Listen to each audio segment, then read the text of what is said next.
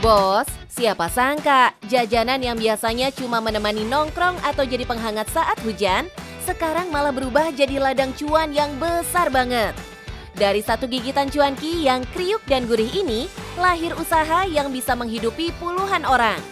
Bahkan produknya sudah dikirim ke berbagai daerah di Indonesia sampai tembus ke luar negeri. Dan yang lebih menarik nih bos, tempat ini bukan cuma menjual cuanki, tapi juga jadi tempat orang-orang memulai mimpi buat punya merek cuanki sendiri. Bos, aku lagi ada di salah satu produsen cuanki terbesar di Garut. Wow, tuh, ini lagi tahap penggorengan. Habita, penasaran kan? Tetap di Cuan, Bos.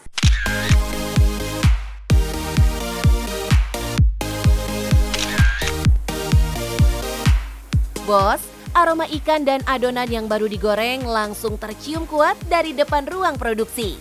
Suara gemerisik minyak panas, tangan-tangan yang bekerja cepat, sampai tumpukan cuanki yang baru matang, semuanya bikin perut langsung keroncongan.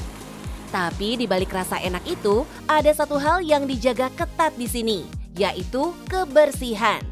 Dalam bisnis makanan, orang bisa datang karena penasaran sama rasa. Tapi orang akan balik lagi karena percaya sama kualitasnya. Nah, salah satu rahasia yang bikin cuanki di sini punya rasa berbeda ternyata ada di bahan dasarnya. Bahan dasarnya yang berbeda, kita menggunakan ikan. Ikan kita dikirim dari luar Jawa. Kita pakai ikan laut, ikan pilet. Bos, di Indonesia sendiri, cuanki termasuk jajanan yang pasarnya besar banget. Karena makanan ringan seperti ini nggak kenal musim.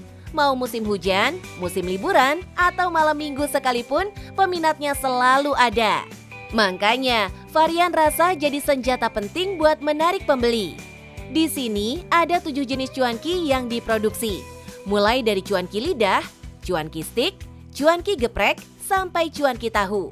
Supaya bisa tahan lama tanpa bahan tambahan, proses penggorengannya juga nggak boleh asal. Cuanki di sini melewati 3 tahap penggorengan. Proses ini yang bikin hasil akhirnya tetap renyah dan awet.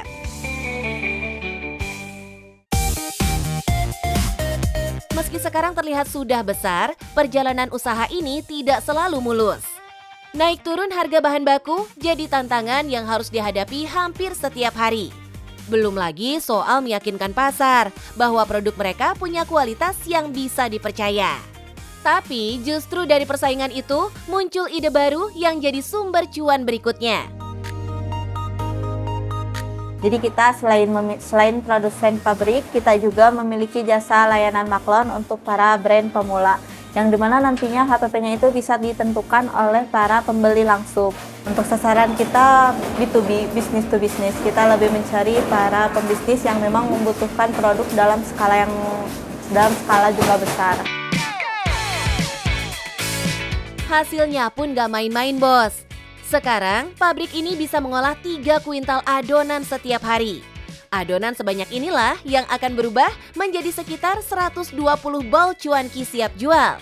Kalau dihitung dalam sebulan, penjualannya bisa tembus 3.600 bal dengan harga jual antara 100 sampai 135.000 rupiah per bal. Artinya perputaran uangnya bisa mencapai ratusan juta rupiah dalam 1 bulan. Belum termasuk produk maklon yang harganya mulai dari Rp5.000 sampai Rp15.000. Untuk memaksimalkan penjualan, kita lebih aktif di berbagai platform sosial media seperti membuat konten sehari-hari, membagikan video yang kita lakukan aktivitas sehari-hari, dan kita juga menjalankan iklan juga di berbagai sosial media. Bos, di era sekarang, orang makan itu seringkali pakai mata dulu.